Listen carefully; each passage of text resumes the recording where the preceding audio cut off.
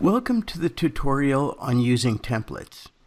We'll be using templates for several of the projects in this course, so I'd like to briefly discuss what they are and how best to use them.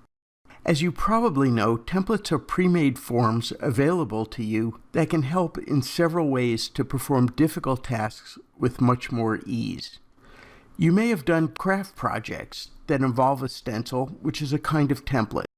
If you've ever baked or even observed the process of baking, you're probably familiar with forms that are used that are also a kind of template. The fact is, several tasks would be almost impossible without the use of templates. They make it much easier to get a final result that's much more uniform.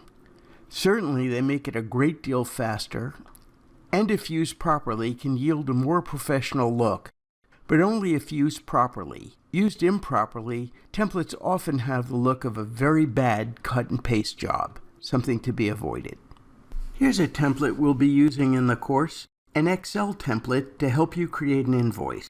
Of course, if you have prior experience and have an invoice you prefer, that would be fine, but if not, this one is offered for your use. You'll notice the instructions highlighted in red, which should be followed and then deleted.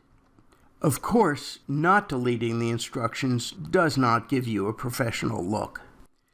Here's a section of another template we'll be using. This one will calculate your startup costs.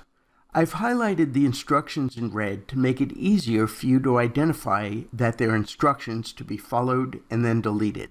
Remember, a template is a guide and must always be personalized, so if you don't use a section at all, just delete it rather than leaving an awkward empty space. Even when you do use the area, you'll want to delete the instructions and, in fact, in this case, even remove the reminder to delete the instructions.